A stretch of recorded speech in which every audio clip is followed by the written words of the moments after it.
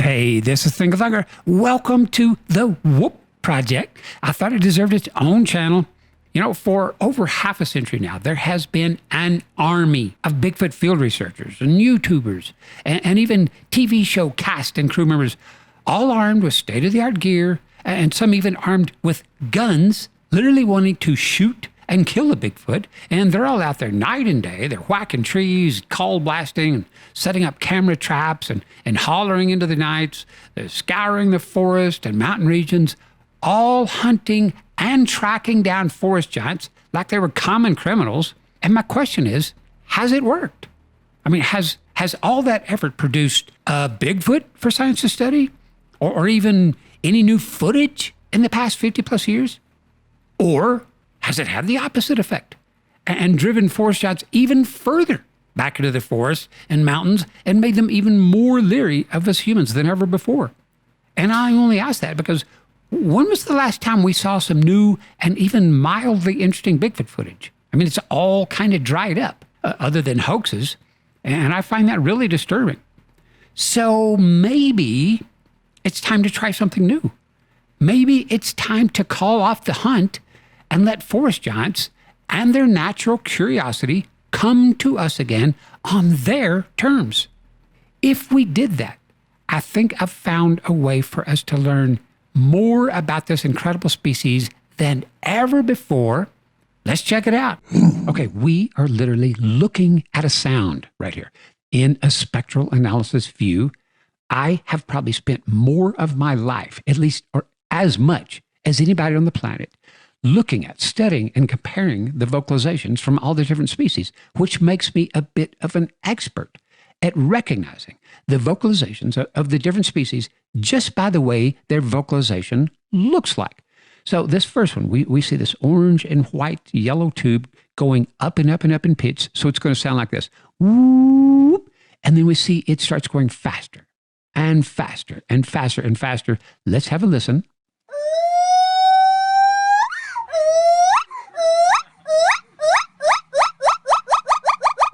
So it looks the way it sounds. And this is a gibbon call. We could look at a million different gibbon calls. They're all going to look extremely similar to this. For that reason, I refer to these as sonic fingerprints because we can use these sonic fingerprints to identify each species by its vocalization. Now let's slide to the right here, and we've got a different vocalization. And look, we're seeing that same orange tube of sound here, although it's not vertical like the gibbon. So let's have a listen to this guy. This one, we're hearing some growl with it too. So it's a species making two sounds at once. Here, let me loop it. Recognize that? A hyena. All right, next to the hyena, we've got this weird looking thing. Now we see the orange tube of sound, so we know it's probably going to be a whoop type sound, but we see it's much higher in pitch. Have a listen. Recognize that? Here, I'll let it loop. A whooping crane. And last, we've got these two guys on the right, and look at them. They both have the orange tubes of sound and really nothing else. So whatever these are, they're probably pretty similar. Let's listen. So here, let me let them loop. So they look the same because they are the same species. This first one here is the legendary researcher Ron Moorhead. This was recorded over 50 years ago up in the Sierra Nevadas of California. It's part of his Sierra recordings. Go check that out. I made a video about that recording. I'll put a link down below. And the second one is me 50 years after Ron's in my studio just the other day. So look, we have 4 entirely different species, all singing the same song, so to speak. Yet we could tell each species apart by the look of its sonic fingerprints. And to see another whoop vocalization in nature that didn't have this orange tube right there, That is the whoop itself. So to see a whoop produced in nature without this orange tube, that would be freakish. That would be unnatural to hear a whoop but not see the orange whooping sound. So now you have a better understanding of my sonic fingerprint theory, how we can look at the characteristics of a vocalization and tell what species that is just by its sonic fingerprint. And you also get that these orange tubes of sound are making a whoop type sound. No matter what species it is, it's got that same recognizable whoop type vocalization, that orange tube. Now let's look at these two guys. What's missing? What's missing from these first two over here on the far left? We don't see the orange tube of sound. So they couldn't possibly be whoops, right? Let's have a listen. They're whoops. Here, I'll loop them and we hear both. I can tell you that these whoops are the type of whoops that travel a long distance. Look at them. Look at these two over here on the left compared to all these other species.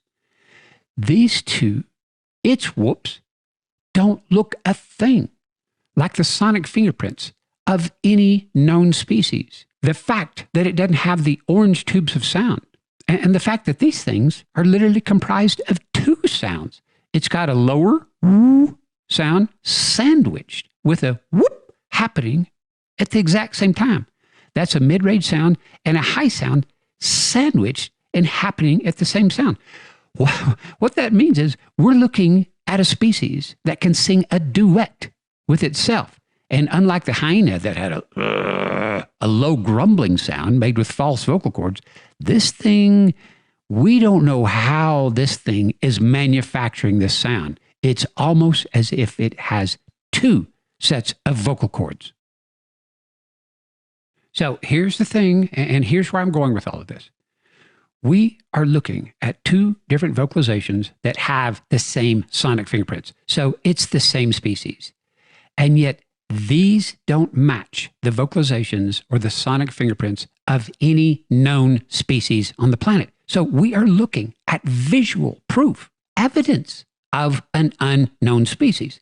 Now, here's the funny part. After I made this video, I had people reach out to me, and I saw them down in the comments where people were saying, hey, I've been hearing these vocalizations. Some people said they've been hearing it all their lives, and they just never knew what it was. And all the stories were the same. These people were out, say, in or near a wooded area or a mountainous area.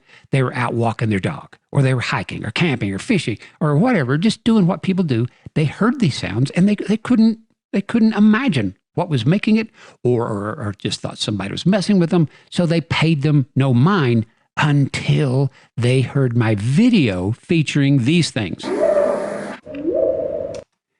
And that is what gave me the idea for the Whoop Project. So here's my plan. No more hunting down this species, this incredible, this elusive species, no more hunting it down like it was a criminal. Instead, we just do, mundane human things, walk our dog, hike, all of that stuff, and we let them come to us. We let them come in and study us. And so here's what I want. I want to develop a network of people all across North America and anywhere in the world where these whoops are happening. A network of people who just happen to have a little audio recorder in their backpack when they're out walking the dog or hiking or doing whatever. When you hear these vocalizations, bust out your recorder, get a good recording of this as good as you can. If all you've got is your cell phone, that'll do. But then mark the GPS location if you can. If it's private land, just make a note of the general area. And then what were the weather conditions? What time of day was it? Tell me a little bit about what was going on here. And was there any other strangeness with this? Were rocks being thrown? Were you having strange feelings? Was your pet reacting strangely? Just as quickly as possible, write all that down. I'll have a link below how you can send me all of this. and then send me the link to your recording, then I will take your whoop vocalization and verify it the way you've seen me do here today. I will check out and verify its sonic fingerprint.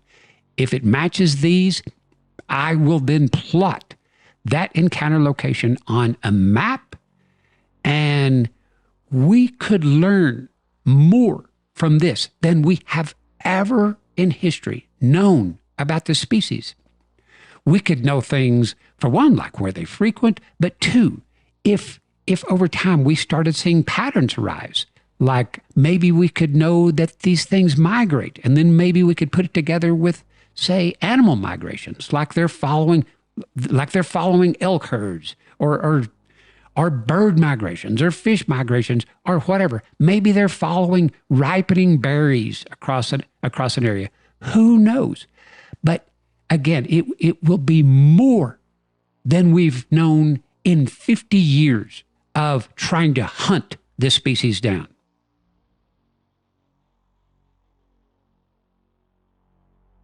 Now, I realize that building this brand new science, this first science ever, where we get to track this unknown species, these forest giants, whatever they are, this has never been done. This has never been tried by science ever before. So it's going to take a while to build this network and to even get the word out. I'm depending on your help to help spread the word about the Whoop Project and what we are trying to do here, what I am trying to do here with your help. But I do believe this will work better because we are not hunting them. We are letting their curiosity bring them to us so that they can, in a sense, study and get a good look at us.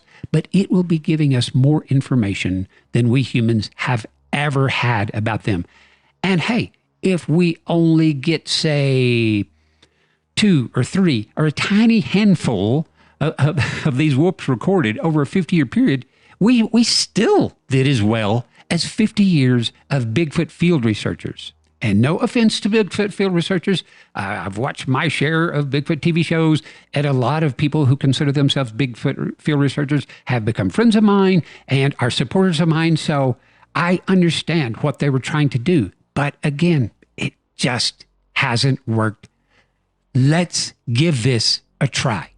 All right, everybody, that is all I've got. I'm so excited about this. Thank you so much for watching this. Again, please subscribe. Help me reach 1 million subscribers. That will give me the reach I need on YouTube to reach millions of people. But I need your help to do that. Hit that free subscribe button and spread the word. Special thanks, as always, to my patrons of my Thinker Thunker channel and my members of my Thinker Thunker channel. Your support has helped me get to this point where we have this science, using the scientific method to track and study an unknown species. All right, everybody, that's all I've got. Thank you so much for watching. Take care.